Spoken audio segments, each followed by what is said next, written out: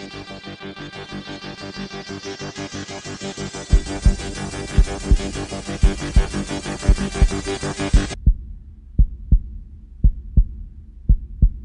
United Nations top human rights official has condemned Israel's expulsion of the UN's special rapporteur from the country, calling it unprecedented and deeply regrettable.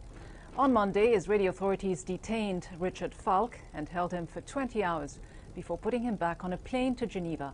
Falk recently questioned whether certain practices by Israel amount to war crimes.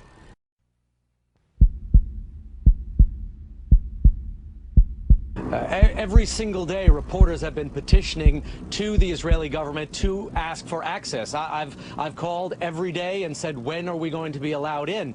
And one Israeli official had an interesting explanation of this. He said that right now, Israel doesn't want foreign journalists or journalists in general inside the Gaza Strip reporting about the humanitarian situation in there, reporting about the military activities, partly for tactical reasons. They don't want anyone giving away battle details.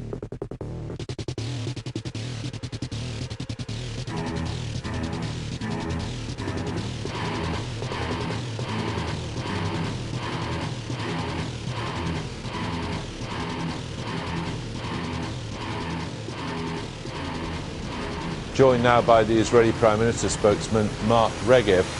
Mark Regev, you knew exactly what this building was, whether or not people near it were attacking your forces or defending themselves against your forces. You knew what you were doing when you hit it, didn't you?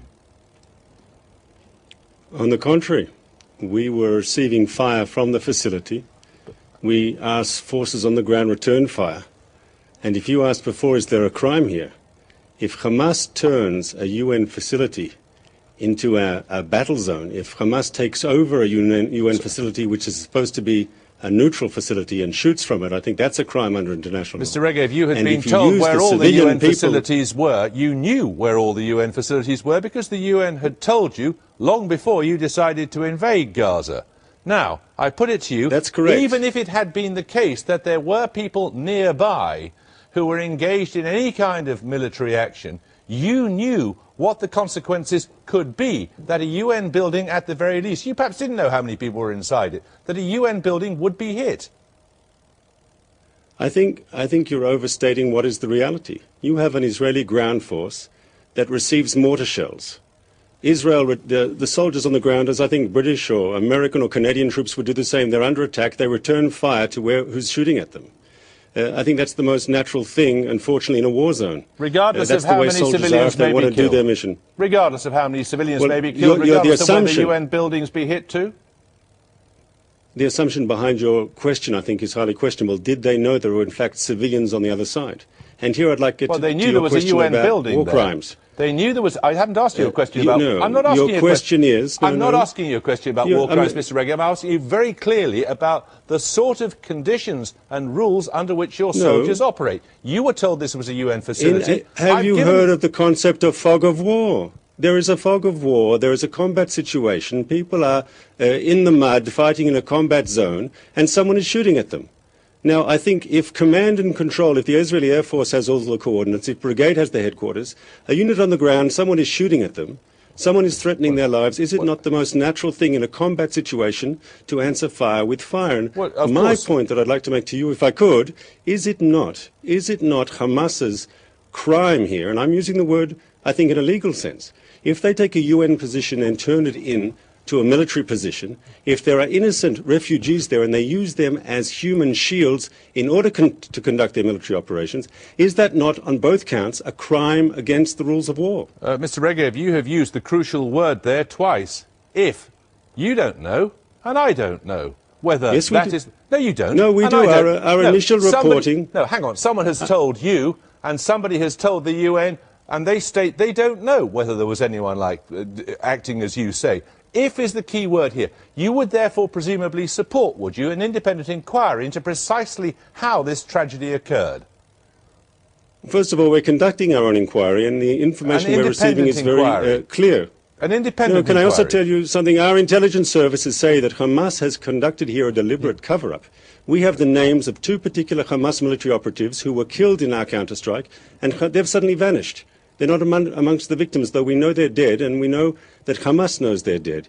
In other words, Hamas was doing something here that is against all the rules of law, all the rules of war, and they've deliberately done a cover-up. And if you ask me about an inquiry, how does one really do an objective inquiry in a situation where Hamas controls the ground? If you don't mind me saying, it's like a BBC reporter walking down the street in Pyongyang, North Korea, and asking people, do they like President Kim? Okay. How are you going to get independent information when Hamas runs the ground there? Mr. People Regev. won't say they were Hamas soldiers. Mr. Regev, thank you. Thank you.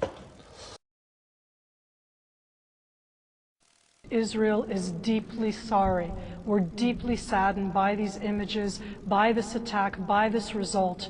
Israel does not target civilians, and there's no question that there will be in Israel a full and open investigation on how this happened.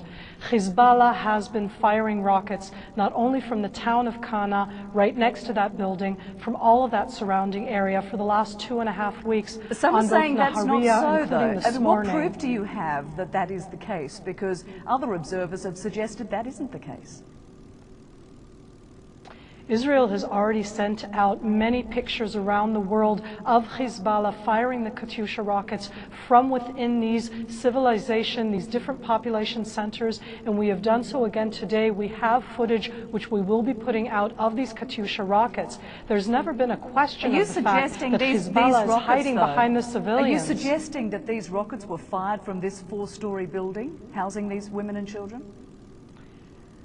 As I said before, Israel deeply, deeply is sorrowful, is saddened by what happened.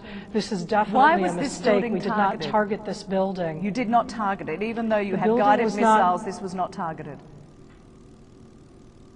The building itself was not targeted, as I said. The building itself was next to the rocket launcher sites, and we are targeting all of those rocket launcher sites. This was a mistake. Israel deeply regrets this, and we will have a full investigation. As I said, we are greatly saddened by the death of civilians, while Hezbollah is firing into our civilian population and targeting Israelis all over northern Israel. But what impact are you having? There's no evidence that you're having any impact on Hezbollah in any way. They keep firing their weaponry, which is nowhere of the same caliber as that of the Israeli army. How do you explain that? All of these women and children, all these civilians killed, and yet very little impact, it seems, on Hezbollah at all.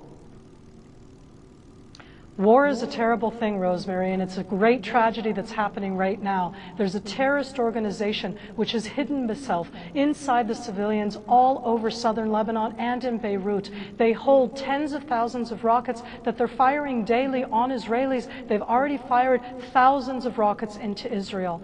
When I look at the pictures at Kana, as you do, it is a terrible tragedy, and as I said, we deeply, deeply are sorrowful over this, and this was a mistake, but that doesn't mean that Israel won't continue to pursue Hezbollah wherever they are in Lebanon as they continue to fire their terrorist rockets at Israel all of the time. But they're crude rockets, aren't they? And after all, their impact has been minimal compared to the impact of Israeli strikes on Lebanon. Explain something to us. Why would you not try to be shooting these missiles, these Katyusha missiles, or rockets we should say? They're not missiles at all, they're rockets. Why would Israel not be trying to shoot them out of the sky? They have the capability to do that.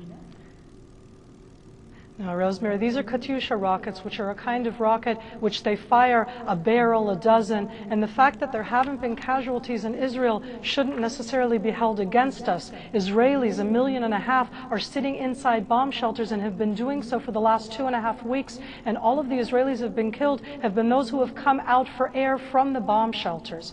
The rockets themselves are standard rockets. These are rockets that are made in Iran, in Syria, supplied to Hezbollah. The fact that that they are supplied there and continue to be supplied there as part of this entire terrorist organization denying Israel's right to exist, trying to hold all of northern Israel hostage to their demands. 2.5 weeks ago, they crossed an internationally recognized border in an unprovoked attack. They kidnapped 2 Israeli servicemen and they opened fire all over northern Israel. I'm not saying that we can in any way justify the attack today, but we will continue to defend the state of Israel.